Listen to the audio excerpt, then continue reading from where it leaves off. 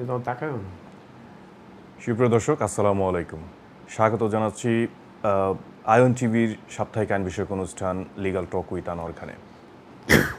দর্শক, এই অনুষ্ঠানটি প্রতি শুক্রবার সন্ধ্যা 8টায় আপনারা আয়ন টিভির পর্দায় দেখে থাকেন, যেটি স্কাই চ্যানেল 782 এর পাশাপাশি আয়ন টিভির যে ফেসবুক পেজটি রয়েছে সেখানে সরাসরি দেখতে পারেন। প্রিয় দর্শক, এইটি আইনি অনুষ্ঠান। এখানে আইনি বিষয়গুলো নিয়ে আলোচনা করা হয়ে থাকে। আমরা মূলত immigration law, family law, property law সেগুলো নিয়ে আলোচনা করে থাকি। যেগুলো সমসাময়িক আইন থেকে সেগুলো নিয়ে তো আলোচনা করা হয়ই, পাশাপাশি টপিক বেসড আলোচনা হয়। আজকেও আমরা তার ব্যতিক্রম কোনো কিছু করব না, অবশ্যই আজকেও একটি টপিক নিয়ে আলোচনা করব। আজকে আমরা আলোচনা করতে চাই ফ্যামিলি, ডিভোর্স অ্যান্ড চিলড্রেন নিয়ে। চিলড্রেন যে চাইল্ড কন্ট্রাক্ট অথবা চাইল্ড অ্যারেঞ্জমেন্ট অর্ডার, সেগুলো নিয়ে আলোচনা করতে চাই। আপনাদের যদি কোনো প্রশ্ন থাকে, কোনো কিছু জানবার থাকে, তাহলে অবশ্যই আপনারা আমাদের স্টুডিওতে কল করতে পারেন। কিছুক্ষণের মধ্যে টিভি স্ক্রিনে যে নাম্বারটি দেখতে পাবেন এবং একটি হোয়াটসঅ্যাপ নাম্বারও সেখানে দেওয়া থাকে, সেখানে আপনারা টেক্সট এবং কলের মাধ্যমে আমাদের সাথে সরাসরি যুক্ত হতে পারেন, আমাদেরকে প্রশ্ন করতে পারেন। তবে আমরা যেই উত্তরগুলো দিয়ে থাকি অথবা যে সাজেশনগুলো দেওয়া হয় এখান থেকে, সেটি কিছুটা জেনারিক থাকে, যেহেতু ওভার দ্য ফোনে পুরো বিষয়টা নেওয়া যায় না, অথবা বোঝা একটু মুশকিল হয়, অথবা ডকুমেন্টস দেখার সুযোগ থাকে না। সেই ক্ষেত্রে আপনাদের যদি কোনো স্পেসিফিক অ্যাডভাইস দরকার হয়, তাহলে অবশ্যই আপনারা কোনো সলিসিটর অথবা ব্যারিস্টারদের কাছ থেকে সেটি নিয়ে থাকবেন। দর্শক, যেহেতু আজ আমরা এই অনুষ্ঠানটি প্রতি শুক্রবার করে থাকি এবং অনুষ্ঠানের নামই হলো legal talk with Anwar Khan, so আমাদের সাথে প্রতি সপ্তাহের মতো জনাব আনোয়ার খান থাকেন আমাদের সাথে। তিনি একজন প্রিন্সিপাল সলিসিটর, গ্রিড সলিসিটরসের। আমি কথা না বাড়িয়ে তাকে আমাদের অনুষ্ঠানে স্বাগত জানাতে চাই। আনোয়ার ভাই, কেমন আছেন? হ্যাঁ, ভালো আছি। তো আর তুমি কেমন আছো? জি আনোয়ার ভাই, আমিও ভালো আছি। আনোয়ার ভাই, আমরা আজকে আলোচনা করতে চাই ফ্যামিলি ম্যাটার্স নিয়ে, যে স্পেশালি ডিভোর্স এবং চাইল্ড অ্যারেঞ্জমেন্ট অর্ডার অথবা চাইল্ড কন্ট্রাক্ট, যে নামেই আমরা বলি না কেন। যে আমরা দেখি যে কারো যদি ডিভোর্স হয়ে যায় অথবা ডিভোর্স প্রসেস শুরু হয়, অথবা একটি সংসার যখন ভালোভাবে আর রান করে না, ভালোভাবে চলে না, ওয়ার্কআউট করে না, তখন একটা সমস্যা তৈরি হয় বাচ্চাকে নিয়ে। দেখা যাচ্ছে হাজব্যান্ড ওয়াইফ যখন আলাদা থাকতে শুরু করে অথবা তাদের মাঝে কোনো কেওয়াস তৈরি হয়, তখন বাচ্চা নিয়ে একটা টানা হেঁচড়া শুরু হয়। সেই বাচ্চা বিভিন্নভাবেই লুক আফটার করা যায়, হয়তো বাবার কাছে থাকবে অথবা মায়ের কাছে থাকবে, অথবা অনেক সময় ফস্টারিংয়ে নিয়ে যায়। সেখানে কোর্ট অর্ডার আছে, কোর্টের আগে বিভিন্ন ধরনের সলিউশন হয়ে থাকে, সেগুলো ডিটেলস আমরা আলোচনা করতে চাই। সো আপনি যদি আমাকে একটু বলেন যে আসলে এই বাচ্চার সমস্যা হওয়ার আগে তো অবশ্যই ডিভোর্স প্রসেস শুরু হয় অথবা ডিভোর্সের দিকে আমরা যেতে থাকি। সো ডিভোর্স নিয়ে যদি আপনি আমাকে একটু বলেন আমাদের দর্শকদের জন্য, যে ডিভোর্সটা আসলে কীভাবে, কোন জায়গা থেকে শুরু করতে হবে, বা কারো যদি ডিভোর্স দেওয়ার দরকার হয় বর্তমান সিস্টেমটা কি? ধন্যবাদ। তো হয়, সুপ্রিয় দর্শক, আমরা আপনাদের জ্ঞাতার্থে, কমিউনিটির জ্ঞাতার্থে অনেক সময় এই বিষয়গুলো, ইনফরমেশনগুলো আপনাদেরকে দিয়ে থাকি। এখানে বিষয়গুলো ঠিক ডাইরেক্ট এমন না যে ডিভোর্স একটা লোকের হইলেই তার বাচ্চার সমস্যা হবে, অথবা ডিভোর্স না হইলেও বাচ্চার সমস্যা হইতে পারে। বাচ্চার কতগুলো বিষয় আছে, আমরা পরে আসবো। বিশেষ করে কাস্টডির বিষয়গুলো একটু চিন্তা করব আমরা খুব ডিপলি আজকে। ডিভোর্স প্রসিডিউরটা এখন এই দেশে খুব সহজ হয়ে গেছে। এটা 2022 থেকে নতুন ল আসছে। আমরা আগে যেমন বলতাম যে আপনাকে গ্রাউন্ড বলতে হবে, কোন গ্রাউন্ডে আপনি ডিভোর্স করতে চান। এখনকার দিনেও মানুষের মনের মধ্যে ওই ধারণাটা আছে। আগে আমাদের 5টা গ্রাউন্ড ছিল। আমরা বলতাম অ্যাডাল্টারি, আমরা বলতাম আনরিজনেবল বিহেভিয়ার, আমরা বলতাম 2 years সেপারেশন, আমরা বলতাম 2 years separation with consent and 5 years separation. এইসব নিয়ে অনেক সময়ই হাজব্যান্ড বা ওয়াইফ বা স্পাউস, আদার স্পাউস অনেক জায়গায় এগুলো অ্যাগ্রি করতেন না। না করলে একটা ডিফেন্স হইতো, একটা সে হইতো, সেই হইতো। আমি ডিভোর্সে রাজি আছি, কিন্তু এই গ্রাউন্ডে না, অন্য গ্রাউন্ডে বলেন, অন্য গ্রাউন্ডে রাজি আছি। আপনি বলছেন যে আমি আপনাকে মারছি, বা আমি মারি নাই, বা আপনার সাথে আমি খারাপ ব্যবহার করছি, আমি করি নাই, অন্য গ্রাউন্ডে আসেন, আমি ডিভোর্স দিতে রাজি আছি। এইসব বিষয়গুলো কনসিডার করে নিউ রুলে একেবারে ফ্ল্যাট করে দিয়েছে বিষয়টা। এই দেশে খুবই বিষয়টা ফ্ল্যাট। প্রথম কন্ডিশন হলো আপনার বিয়ের বয়স 1 বছর হইতে হবে। This is the mandatory condition. আপনার যদি 1 বছর বিয়ের বয়স না হয়, আপনি ডিভোর্স করতে পারবেন না। আসেন এবার ডিভোর্সের ভেরি কমন গ্রাউন্ড এখন আর নাই। এখন করে আপনাকে গ্রাউন্ড বলতে হবে না, কোন গ্রাউন্ডে চান। আপনি খালি বলতে হবে যে আমাদের বিয়েটা ভেঙে গেছে। আমরা বলি ইংরেজিতে ইরিটেটিভলি ব্রোকেন। যদি কোনো ম্যারেজ ইরিটেটিভলি ব্রোকেন হয়, আপনাদের জন্য সহজ রাস্তা হলো অনলাইনে গিয়ে ডিভোর্স অ্যাপ্লিকেশন করতে পারেন, খুবই সহজ। আর যদি না করতে চান আপনারা অনলাইনে, আপনারা আন্ডার নিউ রুল অ্যাপ্লিকেশন করে নেবেন, অথবা কোনো একজন লয়ারের পরামর্শ নেবেন বা লয়ারদের মাধ্যমে করাবেন। আপনি যদি বেনিফিটে থাকেন বা অন্য কোনোভাবে আপনি সরকারি সুবিধা ভোগ করেন বা আপনার যদি লো ইনকাম হয়, তাহলে আপনাকে ডিভোর্সের ফি দিতে হবে না। যদি ডিভোর্সের ফি দিতে না হয়, ডিভোর্সের ফি এখন খুবই হাই।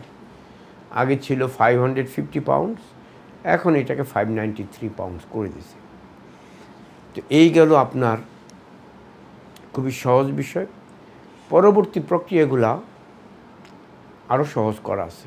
আপনি যখন অনলাইন অ্যাপ্লিকেশন করবেন, আন্ডার নিউ রুল বলতে হবে, কিন্তু আন্ডার নিউ রুলে আপনি যখন যাবেন, আপনার আদার স্পাউসকে নোটিশ দিবে, সে যদি সিগনেচার করে দিয়ে দেয়, আপনাকে একটা নির্দিষ্ট পিরিয়ডের পরে আপনাকে একটা অ্যাপ্লিকেশন করতে হবে। আমরা বলি অ্যাপ্লিকেশন ফর কন্ডিশনাল অর্ডার, আগে যেটাকে আমরা ডিক্রি নাইসাই বলতাম।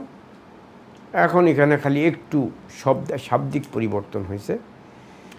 এই কন্ডিশনাল অর্ডার হয়ে যাওয়ার পরে, আনোয়ার ভাই, এখানে আমার একটা কোশ্চেন আছে আপনার কাছে, যে যদি অপর পক্ষ অ্যাকনলেজ না করে তখন প্রসেসটা কি? কারণ অনেক সময় আমরা দেখি সেই জিনিসটা হয়। আসতেছে সেখানে, আগে সহজ রাস্তাটা বলে নিই। তো যখন আপনার কন্ডিশনাল অর্ডার গ্র্যান্ট হয়ে গেল, এর থেকে 6 সপ্তাহ 1 দিন আপনি পরে ডিক্রি অ্যাবসলিউট অ্যাপ্লিকেশন করতে পারবেন, বা আগে যেটা বলতাম এখন বলি ফাইনাল অর্ডারের জন্য অ্যাপ্লিকেশন করতে পারেন। এটা কিন্তু খুব ডিফিকাল্ট কিছু না, ইজি প্রসেস, চলে গেল। That's a good question. যদি না হয়, আপনার যদি আদার স্পাউস সিগনেচার না করে, তাহলে কি হবে? এই ক্ষেত্রে আপনি যখন অ্যাপ্লিকেশনটা করবেন, এই কথাটা কিন্তু মনে রাখতে হবে, আপনার আদার স্পাউসের অ্যাড্রেস কিন্তু আপনার ওই অ্যাপ্লিকেশনে দিতে হবে। এখন আপনার সাথে সেপারেশন হয়ে গেছে বা আপনার সাথে বহুদিন কথাবার্তা নাই, যোগ জিজ্ঞাসা নাই, আপনি কীভাবে আদার স্পাউসের অ্যাড্রেস জানবেন? আপনি লাস্ট নোন অ্যাড্রেসটা দিয়ে দেবেন, মানে লাস্ট যে অ্যাড্রেসটা জানবেন সে অ্যাড্রেসটাই দিয়ে দেবেন। আপনি ওখানে আছে, ওখানেই জানেন, আপনি আর বেশি কিছু জানেন না। এখন কথা হলো, আপনার স্পাউস যদি ওই অ্যাড্রেসে না থাকে, আরও মজার কথা হইল, হাজব্যান্ড ওয়াইফ একই বাসায় ছিল, লাস্ট নোন অ্যাড্রেসও সেম, তাহলে কি হবে? আপনি ওই লাস্ট নোন অ্যাড্রেস ইউজ করতে পারেন, বাট আপনাদেরকে একটা টিপস দিয়ে রাখি এখানে।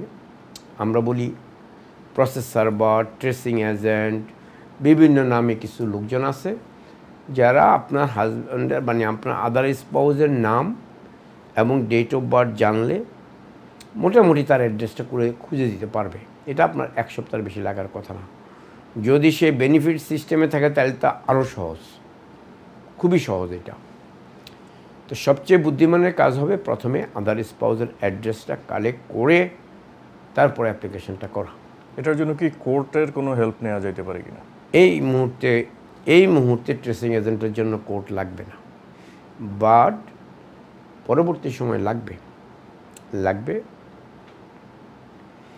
এখন আপনি লাস্ট নোন অ্যাড্রেসে যদি করে দিলেন, আপনার হাজব্যান্ড বা আপনার স্পাউস সিগনেচার করে এটা কোর্টে ব্যাক করেন, আমরা বলি অ্যাকনোলেজমেন্ট অফ সার্ভিস, কোর্টে ব্যাক করলো না, এখন আপনি কয়দিন ওয়েট করবেন? এটা আপনাকে 14 দিনের সময় দিয়ে দিল, আপনি 14 মাস ওয়েট করে তার কোনো রেসপন্স পাইলেন না, এখন কী করবেন? বা ধরেন আপনি 4 সপ্তাহ ওয়েট করলেন, 3 সপ্তাহ ওয়েট করলেন, কোনো রেসপন্স পাইলেন না, তখন আপনাকে কোর্টে অ্যাপ্লিকেশন করতে হবে যে আমি প্রসেস সার্ভার অ্যাপয়েন্ট করতে চাই to find out the where abouts of my spouse. এই বিষয়গুলা সহজ। এখানে মাঝখানে কিছু ট্রিকি এরিয়া আছে, আমরা বলি ডিম সার্ভিসেস, আমরা বলি অন্য অন্য কতগুলো বিষয় আছে এখানে, এই জায়গাগুলা ইউজ করা যেতে পারে। তো এইখানে আপনাদের জন্য একটু ডিফিকাল্ট হবে, সেই ক্ষেত্রে একজন লয়ার ব্যবহার করাই সবচেয়ে বুদ্ধিমানের কাজ হবে। এইবার আসেন, যদি আপনারা না পান, এই কারণে কিন্তু একটা কথা আমি বলে রাখি, বহু লোক আছে, আমরা এরকম বহু অ্যাপ্লিকেশন দেখি, আদার স্পাউস আমেরিকা চলে গেছে, আদার স্পাউস কেনিয়া চলে গেছে, আদার স্পাউস পাকিস্তান চলে গেছে, আদার স্পাউস বাংলাদেশে।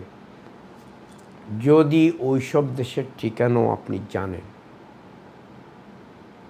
আপনি সেই ঠিকানাই ইউজ করবেন, সেই ঠিকানাই ইউজ করবেন।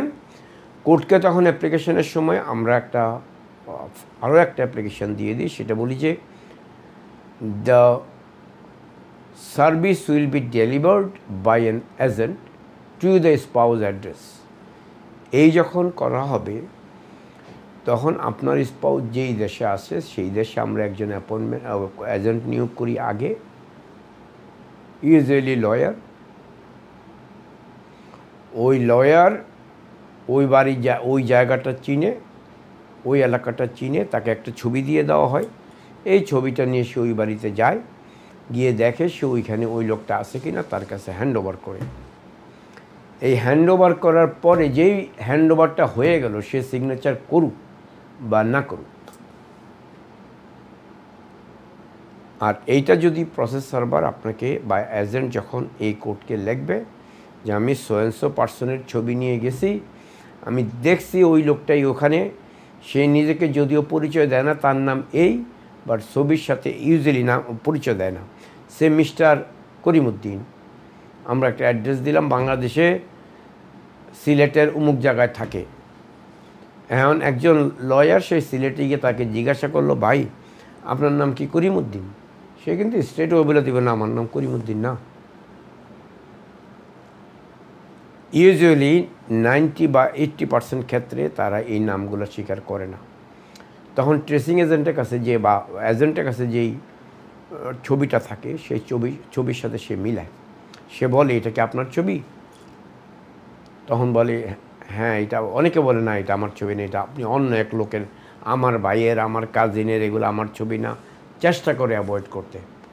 কিন্তু যদি এজেন্ট কনফার্ম হয় যে এই লোকটাই সেই লোক যাকে সে এই অ্যাপ্লিকেশনটা দিছে, সে স্ট্রেট হয়ে সেই দেশের কোর্টে বলে দিবে যে সেম লোক, যদিও সে মুখে স্বীকার করে নাই, বাট আই কনফার্ম যে that is the person with home I deliver the application, I serve the application. Very simple. এটা যখন এই দেশে কোর্টে আসবে, তখন কোর্টকে আমরা বলবো যে এইবার ডিম সার্ভিস করো। তখন কোর্ট সেটা ডিম সার্ভিস করে আপনাকে অ্যাকসেপ্ট করে কন্ডিশনাল করার পরে, যে অ্যাকসেপ্ট করে ফেলবে কোর্ট, আমরা তখন কন্ডিশনাল অর্ডার অ্যাপ্লিকেশন করব। যত সহজভাবে আপনাদেরকে বলতেছি, এত সহজ না, এর মধ্যে অনেকগুলো জিনিস আছে। এই হলো ডিভোর্সের যদি আদার স্পাউস সাইন না করে, this is the procedure to take signature or gym services or serve the documents. This is অনেকগুলো প্রসিডিউর আছে, এগুলো আমরা ওইভাবে করি। একবার যদি এটা কোর্ট অ্যাকসেপ্ট করে ফেলে, দ্যাটস ইট, ডান, আর কোনো সমস্যা নাই। যদি অ্যাকসেপ্ট না করে কোর্ট, তখন আমাদের আবার অল্টারনেটিভ রুটে যেতে হয়।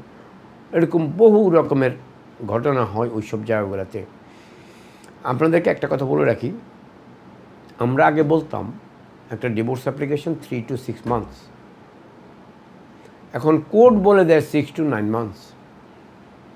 কিন্তু এই ধরনের ভেজাইলা যেসব অ্যাপ্লিকেশন হবে ডিভোর্সের, এগুলো 2 বছর, 3 বছর, 4 বছর লাগতে পারে। আচ্ছা, এইবার একটা ইম্পর্টেন্ট কথা বলে রাখি এখানে, যদি আপনাদের সম্পত্তি থাকে, এই সম্পত্তিটা আপনার ওই কন্ডিশনাল অর্ডার যখন গ্র্যান্ট হবে, তখনই শুরু করবেন সম্পত্তির ভাগাভাগি নিয়ে মামলা। যদি ভালো এইটার ভাগাভাগি নিয়ে মামলা না করেন, আর যদি আপনার ফাইনাল অর্ডার হয়ে যায়, ডিক্রি অ্যাবসলিউট হয়ে যায়, আপনার প্রপার্টি ক্লেম কিন্তু theoretically end, but practically something different, that is a different issue. Practically end আপনার ডিভোর্স হয়ে গেছে, আপনার এভরিথিং ডান, আপনার প্রপার্টি ভাগাভাগি নিয়েও আর কোনো ইস্যু থাকতে পারে না। এই জায়গাটা একটু কেয়ারফুল থাকবেন। এই জায়গাটাতে অবশ্যই ভালো একজন লয়ারের পরামর্শ নেবেন। এই জায়গাটা খুবই সেন্সিটিভ। কিছু কিছু জায়গা সেন্সিটিভ আছে। কখনোই ডিক্রি অ্যাবসলিউট অ্যাপ্লিকেশান করবেন না। এখন ডিক্রি অ্যাবসলিউট অ্যাপ্লিকেশান কিন্তু আপনি না করলেও আপনার আদার স্পাউস করতে পারে। এটা শুধু আপনার জন্য না, এটা বোথ সাইড, যে কেউ করতে পারে। 6 মাস একদিন, 6 সপ্তাহে একদিন চলে গেল, যে কোনো লোক অ্যাপ্লিকেশন করতে পারবে। Be careful about it. আপনাকে 6 সপ্তাহের মধ্যে অ্যাপ্লিকেশনটা করে ফেলতে হবে। যদি অ্যাপ্লিকেশন আপনি প্রপার্টি ডিস্ট্রিবিউশনের এই 6 সপ্তাহের মধ্যে না করেন, আদার স্পাউস যদি ভেরি ক্লেভার হয়, সে কিন্তু ডিক্রি অ্যাবসলিউট অ্যাপ্লিকেশন করে ফেলবে।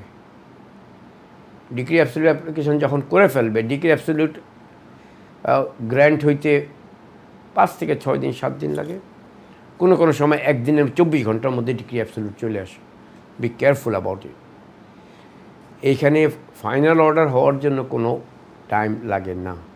এগুলা মোরলেস লাইন ধরে এভরিথিং রেডি আছে, marriage relatively broken, every documents finalise, file is properly placed, 1 সেকেন্ডের মধ্যে আপনার জাজ অর্ডার দিয়ে দিবে। উইকাল প্রনাউন্সমেন্ট অফ এ ফাইনাল অর্ডার। তো এই জিনিসগুলো খুবই কেয়ারফুল থাকতে হবে।